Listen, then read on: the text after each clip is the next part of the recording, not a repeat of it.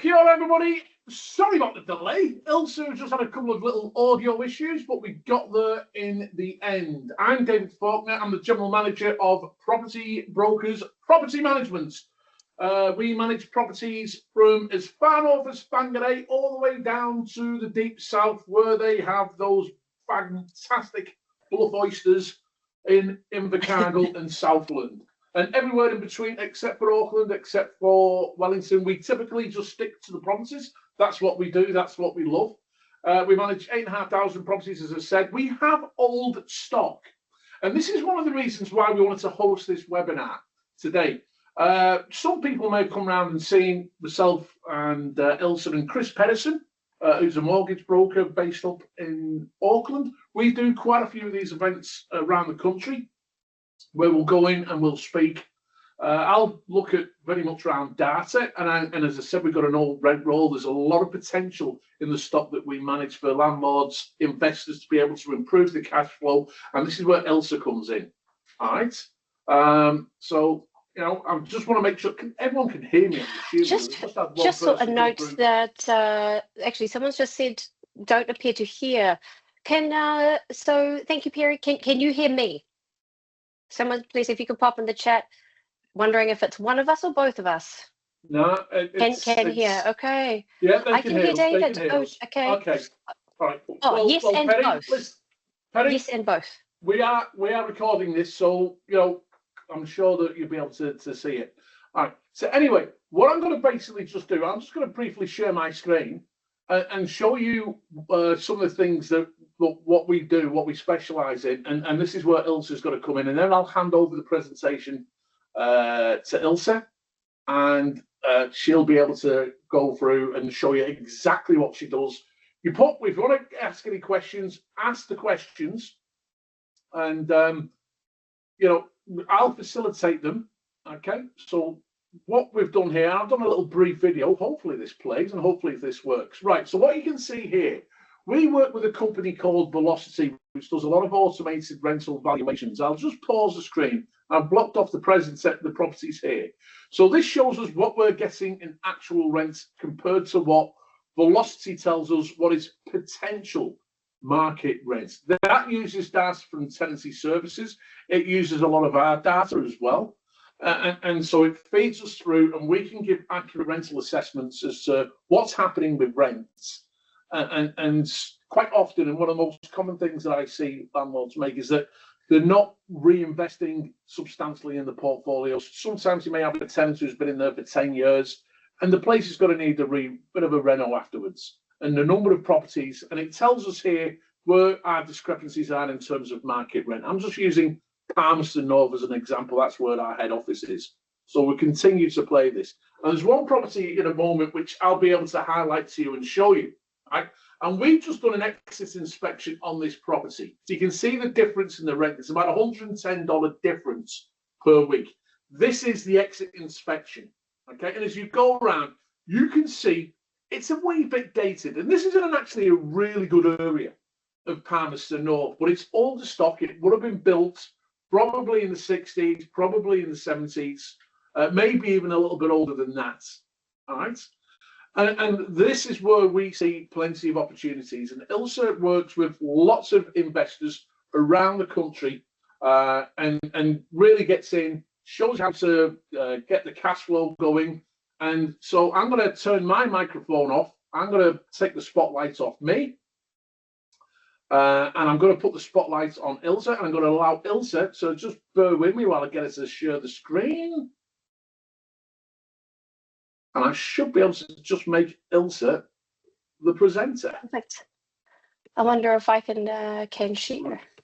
Make an attendant spotlight. No, I think I have to do it. Oh, you need to do that? Good to see a couple of client faces, names, not faces, as such, but thanks for joining with us. I know in particular one of you will be very interested in a couple of these, well, two examples we'll go through shortly. So I can see, here we go. Oh, you let me know when you can allow that. Yeah. But yes, I'll go through a couple of concepts. My name is Ilse Wolfe. You may or may not have heard David and Chris Peterson and myself speak. We head out to the property brokers offices and around the provinces, as he mentioned, literally from Invercargill right up to Whangarei. We do have some upcoming locations face-to-face, so we'll make sure that the team put that out there. We have, Palmerston North. We have several South Island locations, which we're very excited to get out to, that places I've not been to myself. So very excited to see the reaches of property brokers and for us to help support. As David mentioned, he and the team have all of this data. I believe the third largest landlord in the country, if you look at all their authorities collectively across their landlords behind the government, basically. So huge portfolio, and therefore with that wealth of data powered by the Velocity engine, they basically have the most accurate data set. And we have this very old housing stock around New Zealand, right? So the opportunity is there for the taking as investors, potential investors and landlords. If you're watching and looking to begin, or whether you have several properties already, there is so much opportunity with existing builds. That's what I help the team focus on, to add value to the rental market through, the appraisals that the property brokers team can help you with when you're playing with different ideas around how to enhance the builds. How are you going, Dave? I think you should be able to just share your screen, because it's got you down as a presenter. So just see what you can do. There we go. Oh, I think we're good. How's that? Perfect. Great. I will go into play from the start. Let's see if I am allowed to go. Does that size show fine? Is that legible with the dimensions? I've just changed mode. Does that come up okay? You've got myself standing in front of a building? Yep, you're good. Perfect. Okay, great. As I said, my name is Ilse Wolfe. So Wolfe Property Coaching, there's the Instagram handle. Have run a bunch of education sessions with Dave and his wonderful management team and Chris Peterson on the finance and how to pull all of this together. Started nearly 20 years ago, DIY part-time investing while in a main bank. That was the penny drop. Realized that wealth in New Zealand in particular really comes hand in hand through real estate investing. After 10 years through myself and full-time on the tools, so between my own and my clients' renovations, we are well over that 350 dwelling mark easily. I have been coaching for around 5 years now, and so I'm prioritizing building my clients' portfolios and still dabbling a bit on the sides myself. I'll give you a little snapshot of the different types of properties that we, the definitions visually, so you can see what sorts of properties either you may have or are looking to buy. And when you think about how collectively the inputs from property brokers on the appraisal side for the before and after renovation, adding value, how I can help you execute or help give you some ideas tonight. You might want to copy paste, replay for a future date, and and then a broker such as Chris Peterson to allow the lending for what we call the BRRRR strategy. So this is the buy, renovate, rent, refinance, repeat strategy that we're 100% here for at Wolfe Property. So I'm based in Auckland, but from New Plymouth, and largely at a different place every week, including tomorrow. So just to recap briefly, I guess more to exclude and then focus on how we could help you, and I guess looking at how this strategy applies, really about the bottom of the slide, which is to renovate, cash flow hack, which is a fancy name for finding the right existing builds. So we're talking 1950s up to 1970s builds generally that are secondhand. So when you buy secondhand, clothing, properties, all the same, you expect to have a discount. So compared to a new build, we can achieve a same purchase in terms of, might be a 3-bed, 1-bath new build. The existing build purchase equivalent is different and more value, in my opinion, in the sense of there is so much cosmetic uplift you can offer to make that interior on the rental market look like a new build, but without the same price tag, because you're buying at sometimes 60 to 70% of the new build equivalent. The second aspect there is developing the land. The land is what you can separate from the existing build, unlike with the new build.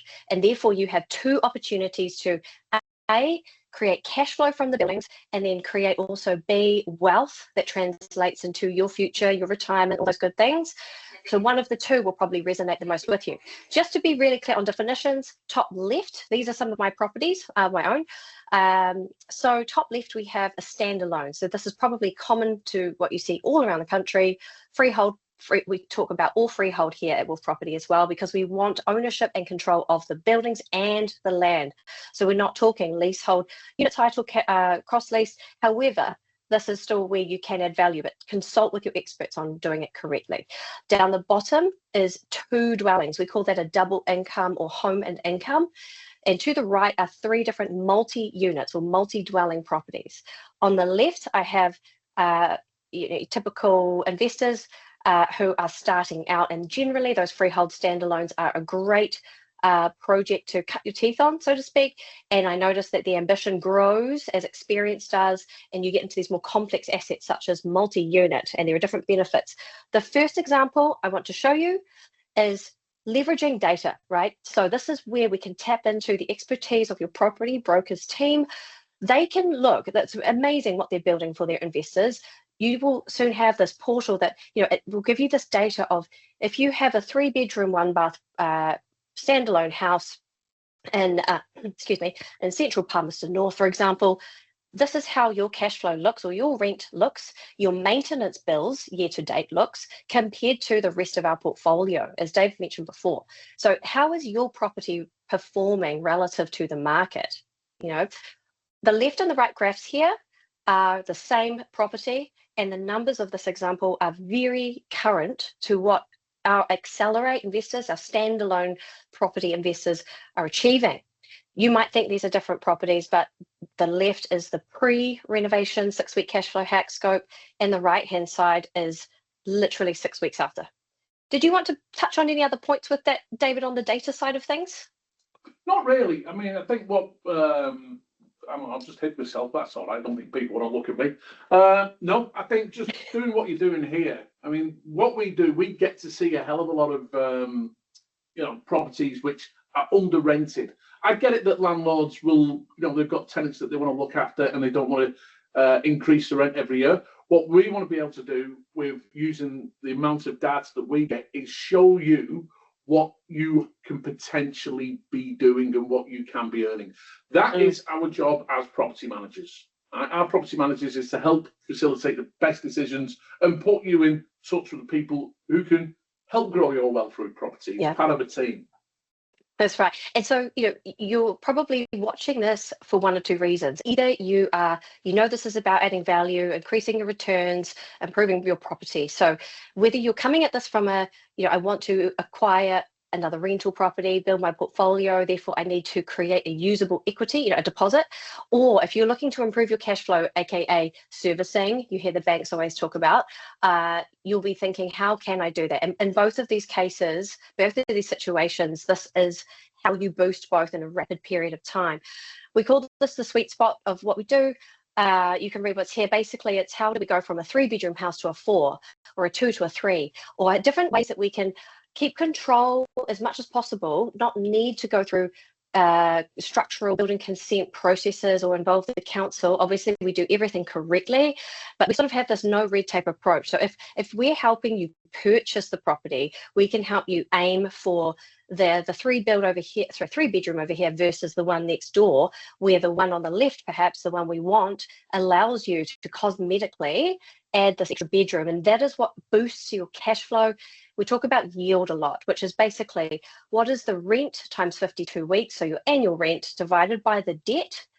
What is that? We aim for an 8% on the standalone, like in the back of this picture here. If it's one of those like that black building on the bottom left before, home and income or double income, we have so many great examples. Actually, the ones that I keep referencing, Palmerston North, but we have several home and income or duplex units that are performing at around these figures. This is where we target. Multi-income, where we're normally thinking about 3 or more per title, might be a block of 3.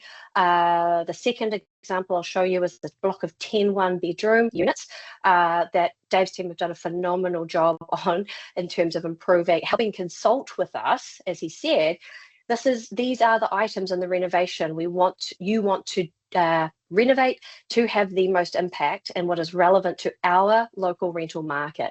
Most of my investors are either living in a place within New Zealand other than where we are investing with them, helping them invest, including overseas. You could be in any place. If you're not in the place that you're purchasing that property, you could be in Auckland or you could be in England. It's the same, you're remote in both cases. So we help you implement with confidence. And part of that being possible is having property managers on ground who understand the finish, the level of quality of our end renovation, that they can confidently appraise and show you how to get the best rental value for that location based upon them also knowing who your most likely tenant is for that rental. So I talk about hard or lazy working debt. Lazy debt or lazy debt, in my mind, from this strategy point of view, is when you buy a 3-bedroom house and you rent it out at 3 rooms, you're basically buying market average because you paid to buy 3 bedrooms and you're renting it out. So this is average. This is the left-hand graph. This is showing you a top up of about, dependent upon the property, up to say $30,000. This has come back a little bit with a bit of respite with interest rates, but this is a typical visual of a graph. It's below the dollar mark, which is break even. What we want is to supercharge the cash flow, because that is what ultimately is you're going to look at rent coming in minus bills, OPEX, mortgage. Is there a net positive cash flow, putting cash into enhance your lifestyle in your bank account, or are you still having to top up the bank? Which one do you prefer? I think we'd all prefer to have cash in hand. So adding the bedroom is going to boost the sort of artificial boost on the rent rather than wait for 10 or 15 years of organic rent, with that 3-bedroom. This is the graph on the right, literally the same property. Okay. I know which one I would prefer. So the most common scenario I find is investors who have a couple of new builds, might be a standalone or townhouse. Because of competition out there, and often in those developments where they are identical to the neighbours, the ability to increase cash flow is difficult when your identical one next door has just rented out for $50 less than what you want, right? So we're all about differentiation. No two properties equals value. No two properties being the same means you have differentiated, means you can assert distinction, you can get that better return. This is the inside of that 3-bedroom house. Actually is a really lovely, tidy, very common layout. This is it here. If you have a property, quite likely as an existing build, it looks like this. From 6 to 7 weeks, give or take, and then dependent upon property brokers, the BDM says for this location, it's a highly desired, good school area. You really want the second toilet.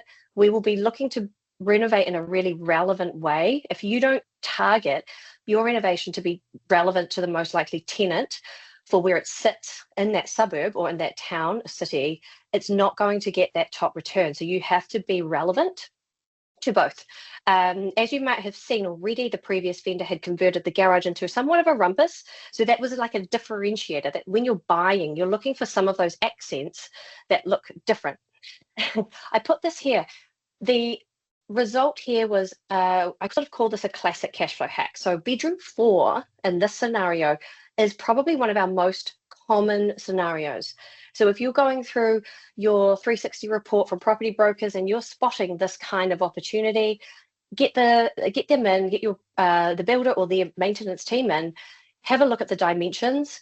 We're looking for at least a 7.5 square meter bedroom or repurposed to become a bedroom within the current house footprint. So we're not talking about converting garages. It's a whole separate kettle of fish. That is a big deal. A garage is not built for sleeping humans. That requires a much more intensive process with council. We're talking about a habitable space, which is the existing house, having a repurpose within the current roofline. The opportunity here, because of that old kitchen, of course, was to therefore add in the wall, the center wall between the kitchen and the bedroom 4 is cosmetic. So when I say cosmetic, it's not structural. And it can be as simple as the $3,000 plus GST wall, which my clients and I love. If we're shopping for a property and this is the opportunity we find, this is the gold. There's only so far as a 3-bedroom house you can push that rent to be the best 3-bedroom house, right? There's a ceiling on what any tenant is willing to pay for where that house is, no matter how high spec. So the real value in the rental uplift, which is what gets you that cash flow, is to find a way to make that conversion or that room adaptation cost effective. And this is honestly one of the best ways you go about it. Adding in that room is, let's say, framing, bit of insulation, finishing lines, plaster paint, maybe a small amount of electricity, sparky, dependent upon if you need to recircuit some sort of, light switches, etc. So very light touch. Ilse, we've got a couple of questions. One of them is actually from me, but we've had another great question come in. So when you're doing things like this, what are the things that you need to do with councils around resource consent, making sure that, you can, because there's got to be, could be supporting walls, but you've got to be, be knocking over. And also we've got a question coming in, if it's not feasible to put an extra bedroom in, into the property, the structure of the property, what's your opinions on things like, sleep outs, and can you call them sleep outs as well? What's your views on this? Yeah, great. So I guess what I help my clients see is the opportunity for different, I call them hacks. We're renovating, we're adding value with a whole bunch of tactics. So depending upon what that raw canvas is, we might be looking at, if you own the property already, there's somewhat of a constraint based upon what the land is, if it's freehold or not. Can you even add external buildings like that, regardless of the legal process or building code? And then leaning on always your experts. So I'll guide on the method and some ideas. It always has to be appropriate to the stakeholders. Who are your stakeholders? Council, your property manager, the professionals executing that work. So it's for you to make sure you're doing those checks and balances about compliance, especially on the technical build. So with this example, when we are adding cosmetic walls, so non-structural, we're filling in. In fact, we're probably more reinforcing it, right? Because we're adding in walls where they weren't there. If we were tampering with a footprint or a layout that's different, perhaps, or if we wanted to really reshuffle the original footprint to force a room in, if it's not really working and we're moving all these things, there's a point at which it becomes too costly for the return you're going to get. Does it make sense? B, are you following the building code? If you're not, but you have an idea, you need an architect or draftsperson to draw up those plans, then you do need to look at both a building consent and possibly the resource consent from that local council. Easiest way to do the research without having to pay all of those fees, first of all, is to organise a preliminary meeting with the council. Bring your builder with you, anyone else who needs to physically be in the meeting, maybe a draftsperson, and get the council on side with what your concept is, and they will guide you on what that process is. If it's going to be 1-bedroom addition and you need resource consent, building consent, a change of use, if you're trying to convert the garage, I would say it would be very hard to make that 1-bedroom increase in rent worthwhile, because there's so many costs and paperwork that it probably wouldn't be paid back in this current rental market. If you find there's no space inside to repurpose into the bedroom, then you want to have a look at this awesome page by the government called up to the 10 to 30 square metre detached building rule. It's quite wordy. Basically what we're calling this is cabins, sleep outs. To be careful to distinguish this as separate from a granny flat or minor dwelling. That's a whole separate kettle of fish. We're talking about a physical building that's between 10 and 30 square metres. Check out that government website, because that does not require building consent if you follow the 5 or 6 bullet points. Okay. And you can add that as rooms to the current rental. Do you have that link? Do you have the Oh, yeah, site? I do. Yeah, I do. If you want, I can find it and then just put it in the chat so people can access it. It's a detached building. Let me find this right here. Here we go. Here we go. It's the building website. So let me pop that there. Hang on, I'll just see where I can put that. Just if you put it in the chat. Yeah, then, cool. We can make sure that people have got that link. Yeah, so grab that and click it into your browser. Cabin sleep out, I'll just say not minor dwelling, additional dwelling.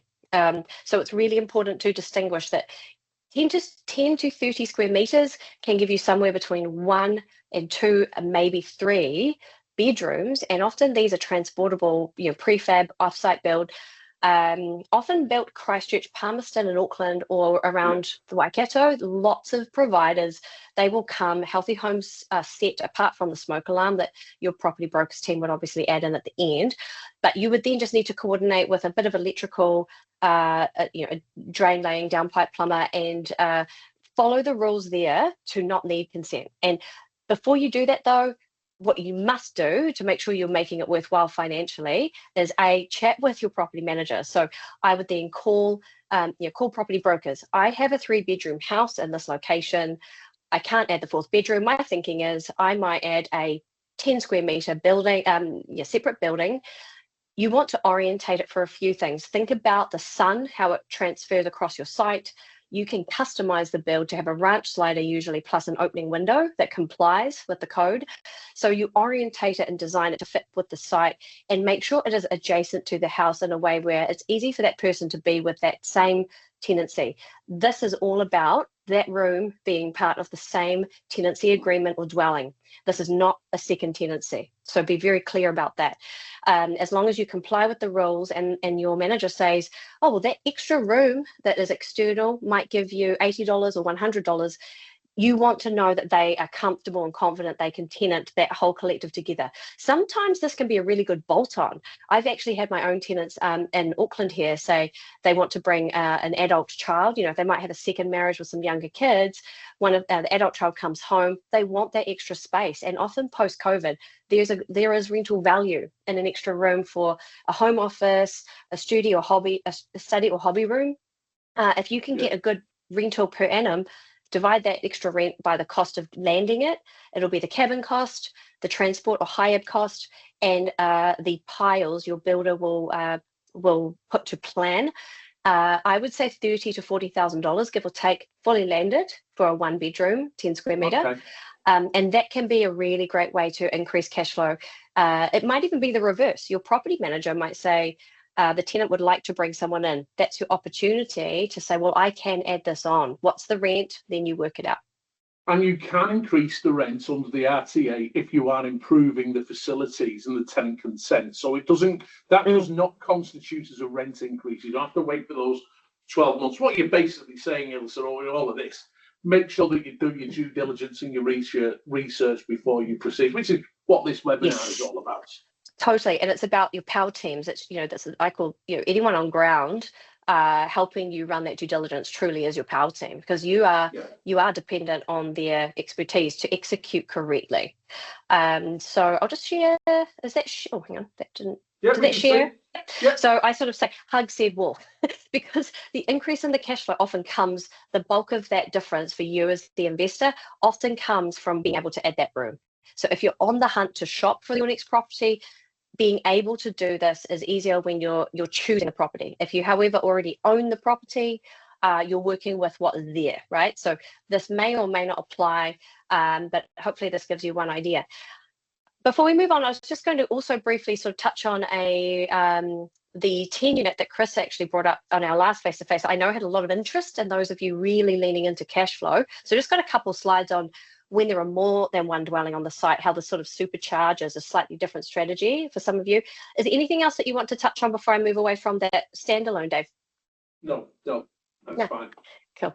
So one thing, a trend that I'm really noticing is that there are a lot of investors swinging towards cash flow. So I think the last few years there were a lot of incentives for new builds, and those were really capital growth strategies, low maintenance, all that good stuff. But with the higher interest rates, many investors are looking for cash flow from their next acquisition. One strategy that is really supercharging, from the example that I just shared, that is a very more sort of typical investment type property purchase. Multi-income can to some extent be the duplexes or the home and income too, really where it gets very exciting on pushing for very strong cash flow from day one after your renovation. You're really pushing into a higher dollar per week of cash flow into pocket. comes with 3 or more dwellings. So I thought I'd quickly share a project that has been so successful in conjunction with both Chris Peterson and then with property brokers right through the line. This was an off-market deal just outside of Palmerston North, basically an extension of, and this opportunity was brought direct from vendor to me. And when I have clients who are looking for these larger scale properties, that's a separate service we call our boardroom service. And this is it's a different methodology to the standalone. So I won't go too deep into this as it's not everyone's jam, but it's a good illustration of when you have the right people and advice and are really pushing for strong cash flow, this type of project really delivers. And because the principle here is that when you value, if you're looking to revalue and gain equity and form another deposit, when you have this number of dwellings and this number of homes to increase the rental appeal and revenue from, it really dials up that leverage. So it might be something that's suitable for you now, or based upon where you're at, it might be a future goal if that's part of your aspiration. This is 10 one-bedroom units just outside of Palmy in one of the small sort of satellite towns, and blocks of units, as we sort of call them as well, are really great because in these satellite towns, you often have slightly more affordable rent, but also they're close enough to the main business economy. So if it's 15, 20 minutes, a lot of Kiwis now with COVID, you know, we're used to remote working, but also commuting a bit. This is because it was off market, the price is extremely low compared to what it would be online. The vendor came to us and said, we want to sell this. And what was really pleasant is that it had always been a rental property or properties. They had painted and maintained it between every tenant. So it was in a good condition, but yet we spotted that the rents were $180 per week because, again, satellite town, not call centre, was more affordable. This is the appeal. But if you think about the way the cost of living is and the rental market is, 180 per week is basically your very redundant rundown place. Where can you find that, right? So although well cared for, the kitchens and bathrooms needed a substantial facelift, as you saw on the previous screen. So just to give you an idea of how supercharged the results were, this was an $825,000 purchase. We budgeted for $500,000 across that renovation. Keep in mind, there are 10 of everything, right? And I'll touch on pros and cons for if this is something you're interested in a second. It was about a 10-week renovation. We managed to retain some tenants, which was really, really awesome. Again, even after the renovation, with an increase in the cash flow, this was still very affordable, you know, more affordable than still most, and yet they had a brand new place. So 10 lots of kitchens, bathrooms, maintenance, some exterior works and then fencing to really privatize the section. We came in under the renovation budget, excuse me, and the Martin branch of property brokers consulted the entire way through on the scope, on where to focus the dollars, excuse me, and also therefore what rents would thrive. In due diligence, they were quite rightly conservative, that, you know, tempered our excitement a little. They sort of said, look, low to early 300s we're comfortable with, and that was enough for us to then work out our budget. And then honestly, 8 weeks, 10 weeks in, they just said, we have so many tenants who still want to come back at the new rate. They love what they can see.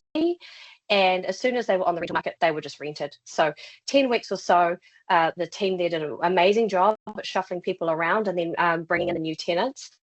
And this is a huge gross return. So 15%, which is just almost unheard of. So why am I sharing this? Just to briefly sort of take a top line view. If you're moving into these larger projects, there is obviously more complexity. It's very rare you could look to add in a bedroom. Where you get the improvement and the compounding results is because you have multiple dwellings to improve. So tweaking cash flows and value across multiple, that's the game, that's the methodology with 3 or more. So benefits, which I personally still love, the first properties I bought were home and income in 2007. Having 2 incomes or more really helps supplement your need to pay the bank, right? So if one tenant moves out, you still have some supplementation from the other tenant or tenants. You don't carry that full interest or P&I cost. Higher gross yield because of what I just mentioned, which also mitigates, the markets are a little soft. Dave's big on the data, as you can see, and if you come to see us face to face, he really digs into that. So being able to have split cash flow is good for that reason as well. And renovation speed, it's not 10 times the length of a standalone reno. It's almost the same, 6 or 7 weeks versus 9 or 10, because of that coordination on site. Challenges though, this usually requires more debt. A block of 10 in a city would be in the couple $1 million range. So it's a lot more of an undertaking and risk. So you need to measure that with your ability to lend and your personal risk profile. Can you sleep at night with that many moving parts, basically? Unforeseen costs. One huge wake up I had on one of my earlier projects was we hadn't picked up in due diligence that the power was at its capacity for the site, well, actually over capacity. And when you have 10 meters to upgrade, you're not talking about the $2,000 or $3,000 job, it's times 10. Anything you miss is times the number of houses. So you have to be really digging in due diligence. So it's much more intensive in the planning stage up front to do it well. Also, if you have vacancies, multiple vacancies, then that starts to become a little more stressful, right? So these are some of the things you need to think about if you're looking to scale into the multiple dwelling. But as I say, lots of benefits. Temper that with getting feedback on ground from the team, which is precisely what our buyer did here. And the registered valuation just came in a few days ago. This is so current and so fresh. The registered valuation came in at $2 million. So if you think about, so what was it purchased at? What was the renovation? And what's the valuation coming out again? So our listeners and our viewers can pull that together. So it's 825,000 plus 440,000 on the renovation. Proportionately, that's a lot. So what did I say? 825 plus 440, 1.2. About 1.5. Yeah. So it's about 1.26 or something like that. So you're basically making close to an $800,000 capital gain, plus you're getting the extra the rent, because the value of the property is, because it's an investment property, isn't it? Really, it's based on the rent. It's based on the income. Exactly. So even though I think what's really great is that's still a really affordable rent, but because of the base it was on, our investor doubled the cash flow. So that's a huge win, but it's still very affordable. 1 bedroom times 10. So further down the track, but I thought it's a really great story because of the involvement from day one of inquiry through due diligence through to execution, and the property brokers team knowing when to pick up and start recruiting. And so it's a really great example, despite how many moving parts could create actually more complexity. So that's good stuff. Anyway, well, we're kind of running out of time. We've got about 4 minutes left. Is there anything else that you want to just show us? Oh, that's actually that's me. I'll just quickly share you one image, which is basically, I guess, what I wanted to highlight is that we help our clients buy all around the country. So we have our power teams centered in all of these locations, but definitely with extensions and contacts all the way out into the satellite towns. So this is how, we have really good coverage of people on ground, largely coordinating with the property brokers' footprints as well. And therefore we can help you execute whether you're there in person or not. But this is what we help you do. So if you're looking for this data from your manager, we can help you assess the opportunity. More than happy to help you so that you can achieve your next goal through real estate and property investing. So more than welcome to grab these details and reach out, or come along to our events, which I'm sure we will be sending to hopefully intersect with you. Okay, that's absolutely fantastic, Ilse. We'll just see if have a quick look at the chat, see if anybody's got any questions. I'm sure we typically get 1 or 2 of these questions. I've got one question for you. You were presented with a bottle of the broker's gin, the property broker's gin. Have you had a sample of that yet? Actually, not because of the travel, but I've brought it home. This is from another life. Joe was also a colleague of mine in the old Asahi days, so I'm not surprised he's pulled that together. I'm looking forward to that. Have you sampled it? Is it brand new off I'm going to say off the shelf, but out of the distillery? Well, some of our listeners won't know this, but we actually have our own property brokers beer, PB beer, which is brewed by the Gisborne the Sunshine Brewery in Gisborne. I'm not sure where the gins come from. Bit of an Oasis fan. It is Feel Napier. supersonic. I love my gin and tonic, and yeah, this gin and tonic is absolutely outstanding.